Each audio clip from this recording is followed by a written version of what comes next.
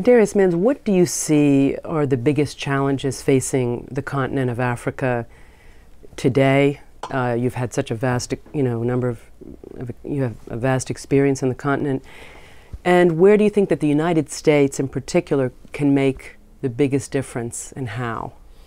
The big challenges ahead for Africa are, I think, the challenge of climate change. The continent least responsible for it will be the hardest hit. As you know, we are already seeing the effects of extreme weather conditions and unpredictability in weather affecting small farmers across the continent and communities. Another major challenge is for Africa to be able to feed itself.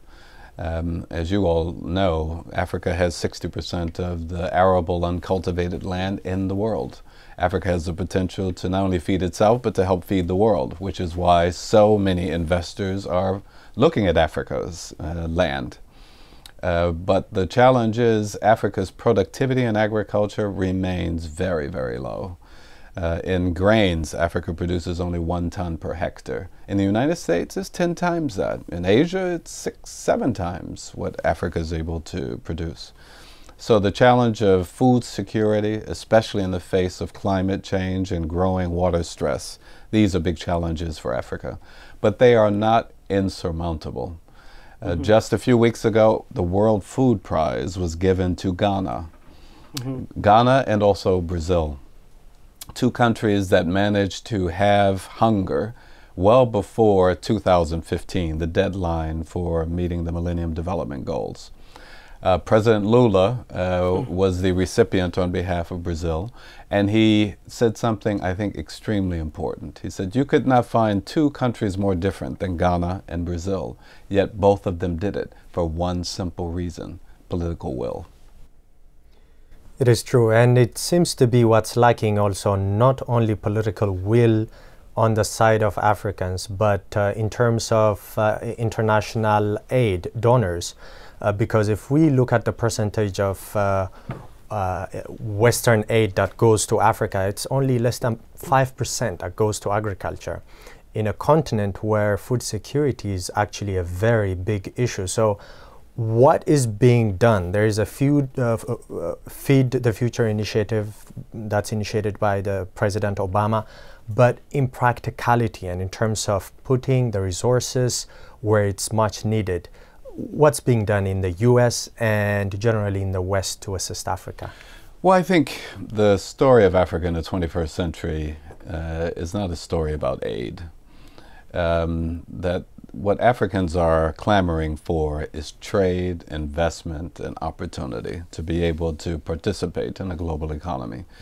Aid can play a catalytic role in helping make that happen, which I think is the focus of President Obama's initiative, Feed the Future. I look at Tanzania as an example, where President Kikwete has articulated an agriculture-first strategy, Kilimo Kwanza it's called. And the focus of it is on smallholder agriculture. How do you unleash the potential of small farmers so that they can grow more food, so the country becomes more food secure? And aid will help prime the pump, but it will fundamentally be driven by private investment, not necessarily international investment, but getting Tanzanians to invest in agriculture again, by ending discrimination against agriculture, by much better pricing policies than in the past, by government playing a much more effective role in providing the infrastructure from the farm gate to the port that farmers need to be productive and competitive. So, I think there are a number of examples where the U.S. administration, not just Tanzania, but also Ghana and other countries, will be playing an important catalytic role in helping countries themselves drive agricultural development for a more food-secure Africa. Now, you've talked about Tanzania. There are countries also in Africa that are more investing and opening investment opportunities for large-scale farming. You have a number of Indian companies that are coming and buying land at a cheap rate in Africa from African farmers. What is the long-term economic consequence of that Are there enough studies being conducted? Because right now, Wall Street seems to be jumping on African soil. It's a big investment, it's profitable. But in the end, what's in it for Africans? And if you could talk a little bit about that. Absolutely the right question. In Africa, what I see in these land grabs is that, yes, much of it is driven just by growing food insecurity in the world, that other countries want to be sure that they have a stable source of food. But the land grabs that are taking place in Africa are not only driven by foreign investment. A lot of it is happening from local investors and regional investors because of the central importance of food security, not just in Africa, but also in the world. I think there are a couple of keys to addressing this challenge. One is for African countries to recognize, you have to walk on both legs, I say. There's large-scale commercial farming. That's very important in Africa's future. But you also cannot forget about smallholders, that in fact smallholders are the key to Africa's agricultural future, in my opinion. Mm-hmm. And so it's very important for African countries to be very clear about what it is that they want. The same is true in mining. For Africans to be very clear about what's in our long-term interest and to negotiate from a position of strength. And especially the negotiation in environments where land rights are insecure in so many countries in Africa. You talked about the negotiation. When you have somebody going from Wall Street into a rural part of Africa, you can talk about bargaining powers here. Somebody who has information and all the knowledge of where the markets are heading, and actually an African farmer I have a document of how an Indian company actually acquired land in Ethiopia. It's only 20 birr per hectare, which is, this is per year.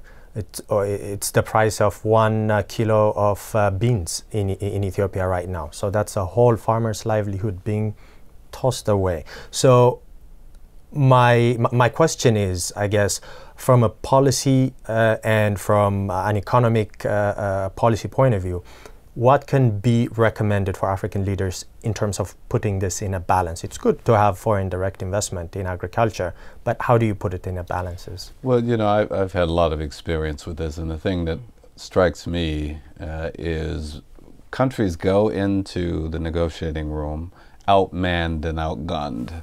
That on the other side of the table is a room full of lawyers who know the terms of deals in many countries without that same base of information on the African side. So I think one of the important steps that needs to be taken is much greater transparency around terms of deals. And increasingly that's happening. Land deals, for example, as well as mining and energy contracts, to improve transparency around what are the deals that are on the table. Second, I think countries need assistance to be able to negotiate a good deal. And that can take a couple of forms. One is, I think, is an important role the AU can play in being sure that countries get access to the best possible technical, legal advice that they need to negotiate good terms. I also think it's very important that countries, just as on the other side of the table, share information about terms of deals. And then last, I've seen some countries do it. Liberia is a good example of it, where a foreign investor has come in, they have their financial model, they're ready to negotiate hard a deal that's in their interest.